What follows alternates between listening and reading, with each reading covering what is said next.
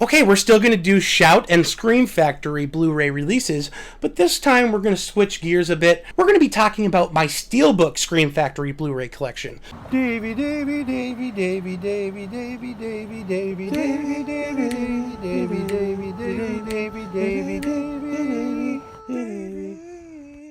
So we're going to start with this classic, actually a Minnesota classic, Fargo. I have the Steelbook here. This time I can show you the inside of the movie because I don't have a plastic cover around these. Here we go. We've got Fargo, and this is the inside. Isn't that cool? Look at the back. I love how it's the flipped car in the snow. So cool. This movie is called The Howling. This movie is fantastic. And Scream Factory, they released a really beautiful, I believe it's a 4K transfer, and it looks so cool. Inside of this one, The Fog. This is probably my favorite looking Steelbook. Look at this. This commissioned artwork is just gorgeous. How cool is that? How cool is this commissioned artwork? And it says, "Is all that we see or seem but a dream within a dream?" Quoted by Edgar Allan Poe. Right here on the inside. This one is called Prince of Darkness, and it's a pretty cool commissioned artwork, stacked with special features, and I believe this is a 4K scan. Now, it's not 4K Ultra HD. You need a 4K UHD player for that, but it's a 4K transfer, so a scan of the film. So it's like basically the best 1080p you're ever going to see on a Blu-ray. Check this out. That's what the inside looks like, back and front. This is the Thing, and what can be said about the Thing that hasn't already been talked about? Look, I got the poster back here, the Steelbook. This is what it looks like on the inside. Halloween 3. Actually, technically, you're going to see that I have 3 Scream Factory releases of Halloween 3. This is a 4K scan, and it looks just beautiful. There's no 4K UHD release, but this is by far the best looking copy you will ever get of Halloween 3, because I don't think they'll do a 4K version. I hope they do, but I don't think they will. Ladies and gentlemen, The Slumber Party Massacre. This is a really good movie about the driller killer. It spawned 2 more sequels, part 2 and a part 3, and I believe they're all free on YouTube, so check them out when you get the chance. Otherwise, if you're like me and you need a copy to watch at all times, no interruptions, that's just a gorgeous 4K transfer, get this Steelbook copy. I'm thinking it's pretty expensive now on eBay. This one is called Halloween 2. You probably never heard of it. Just kidding. Obviously, I have Halloween on my shirt. Gotta love Halloween, right? Halloween 2. This is what the inside looks like. These are the special features.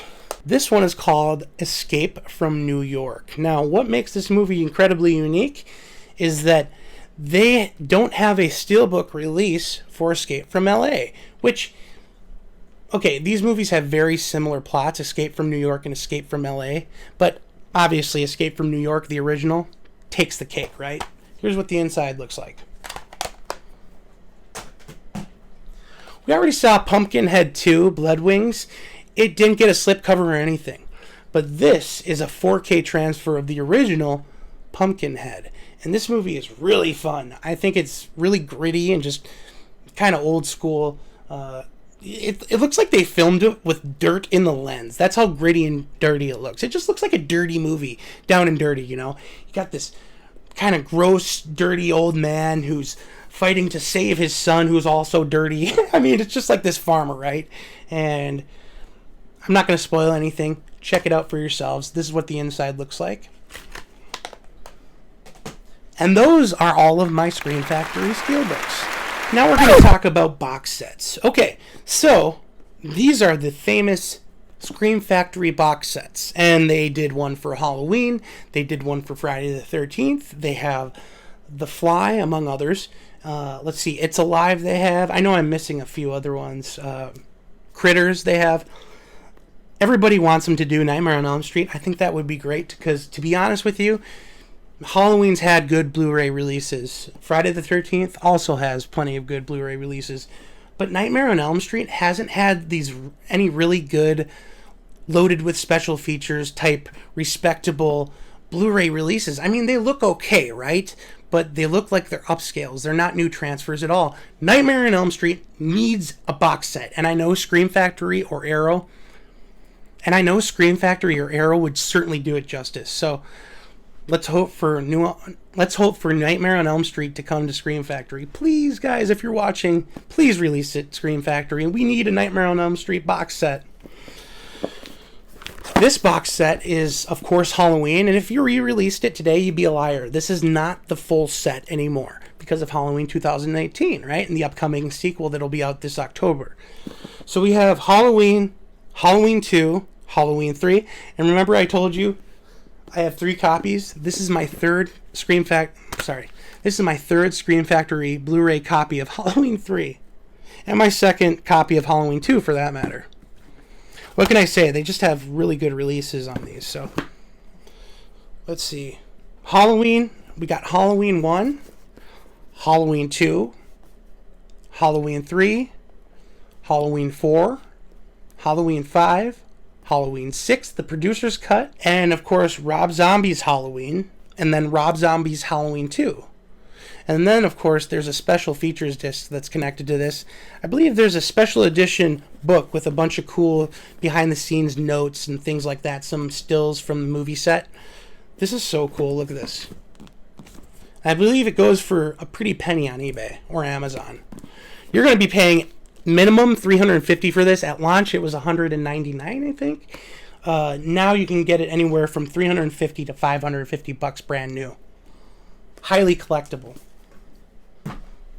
Now this is the Friday the 13th box set, and I believe the first 5 films, Friday the 13th 1 through 5, have 4K scans, and that's really cool. That means they put a lot of work into not just the special features, but the transfers themselves, and that says a lot about a company. Gotta respect Scream Factory for that. Look at the sides here. Here's the back. The art's just beautiful. Come on.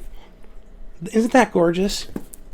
You'd be lying if you didn't say this is like one of the prettiest little box sets I've ever seen. Okay, let's go through the countdown, shall we? We have Friday the 13th. Friday the 13th Part 2. Friday the 13th Part 3, 3D, and they have the 3D version, but who has a 3D Blu-ray player anymore? I know I don't. Well, I do, I just don't have a 3D TV, right? Friday the 13th, the final chapter. Friday the 13th, Part 5, A New Beginning. Friday the 13th, Part 6, Jason Lives. Friday the 13th, Part 7, The New Blood. Friday the 13th, Part 8, Jason Takes Manhattan. And I love that movie. Most people are really anti-Jason Takes Manhattan. It has a soft spot in my heart.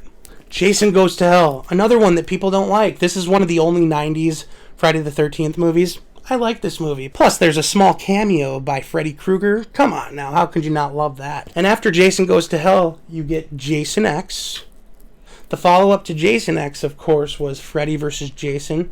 I liked Freddy vs. Jason a lot, probably because it came out when I was a junior in high school, and I saw it in the theater. It was basically the only Friday the 13th movie / Nightmare on Elm Street film that I was actually able to see in the movie theater. Besides the stupid Nightmare on Elm Street remake that nobody liked. And then, of course, Friday the 13th, which is kind of like a reboot. I believe that's the one where Derek Mears plays Jason. And I thought Derek Mears did a fantastic job playing Jason. I thought the script was okay. The problem is that you want to compare it to the original movies, and it just doesn't have the charm. It's very modernized, pretty gritty.